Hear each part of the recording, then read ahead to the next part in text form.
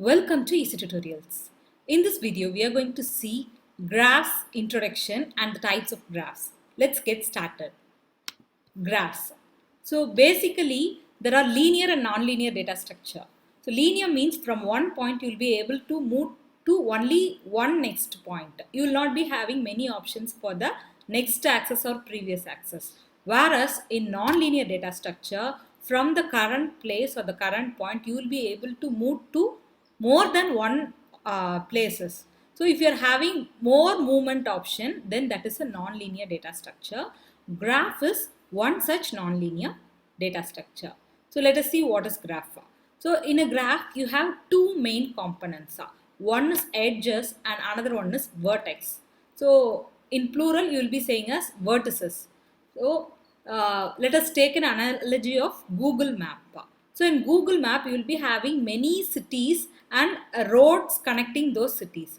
So the cities are called or can be represented as vertices, and the roads connecting those cities can be represented as edges. So here I suppose there are 5 cities. You can mark those 5 cities like this, and these are the roads connecting those 5 cities. So these are called vertex. In plural it is vertices. So the other names for vertices are nodes or points. So these are the vertex or nodes, and the connection between them is represented as edges.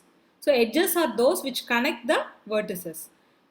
So graph means relationship among these entities. So what are the entities present and what is the relationship among them? That is represented by graph.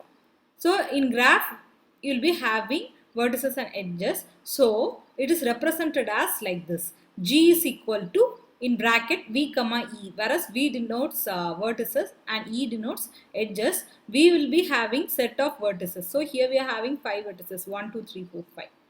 And edges is also a set.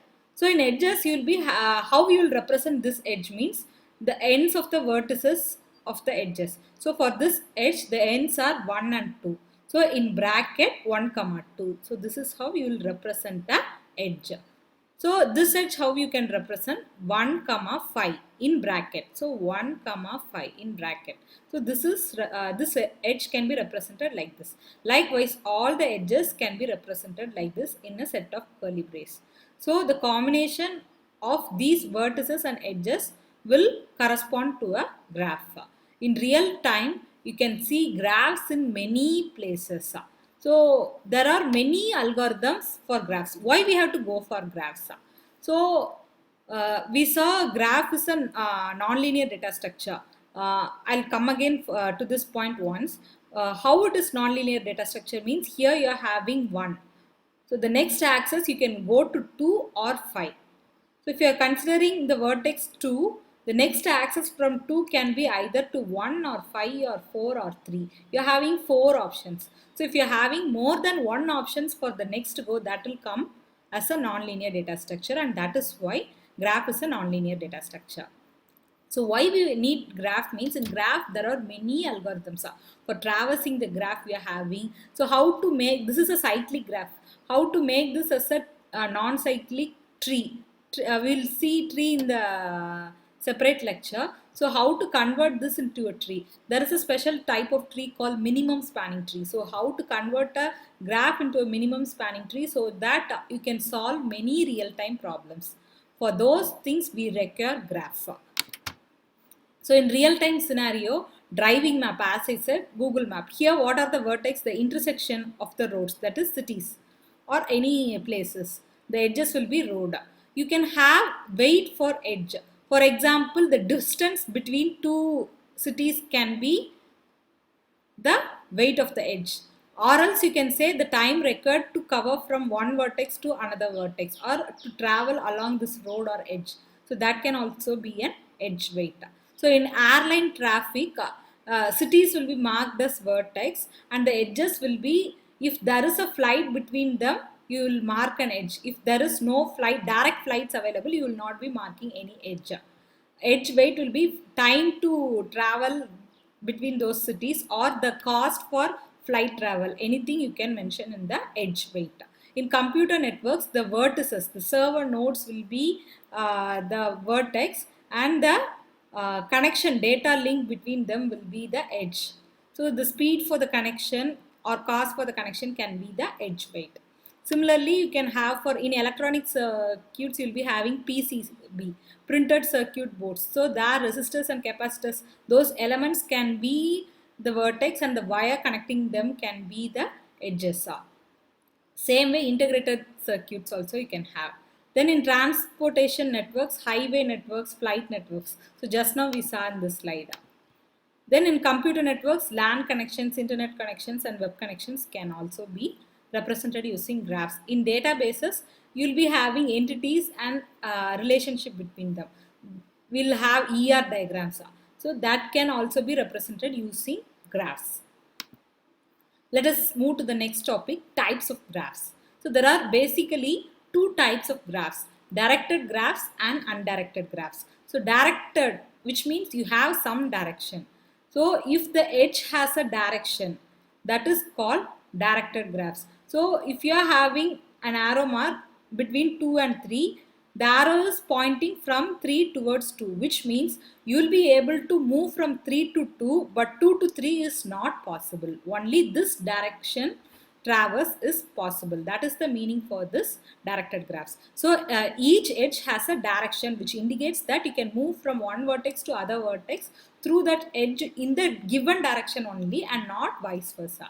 So that is the meaning for directed graphs. Suppose 3 to 4, if you have two-way transition, you can move from 3 to 4 as well as 4 to 3, means you'll be having two arrow marks, or you'll be having double-headed arrow marks. So basically separate arrow marks only is a good practice to do. So this is an example for directed graphs. You can have weights for this edge also. So the directed graphs can be either weighted or unweighted. So if you are assigning weight, for example, A and B, or roads, or you can have any electronic circuits. So the circuit elements are the vertex, and the wire is the edge. The current passing through that wire, or the voltage level passing, that can be, or the cost for making the connection between them. Anything you can have. A quantifiable number can be kept as a edge weight. So if you are having weight, that becomes a weighted directed graph. If you are not having any weights, it will be an unweighted directed graphs. So directed graph is the first type. The second type is undirected graphs. So you can move in both the direction.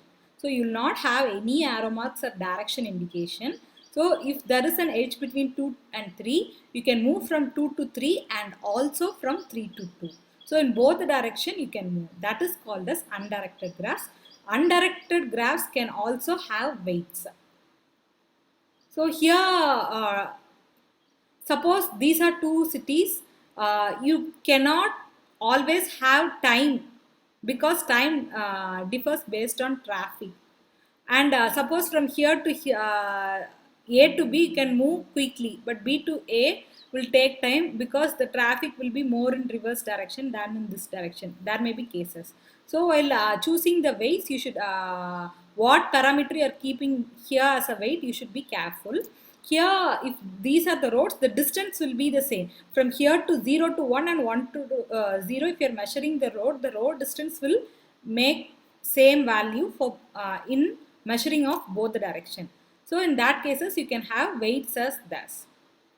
So you are representing a real-time entity into a graph. So you must be more logical while converting a real-time entity into a graph. So undirected graph means in both the direction you can traverse. That is undirected graphs. So before getting into graph algorithms, there are many basic terminologies in graphs. So in the next lecture, we will be seeing about the basic graph terminologies. Stay tuned to Eezytutorials. Do share this video, like, comment, and subscribe to Eezytutorials. Thanks for watching.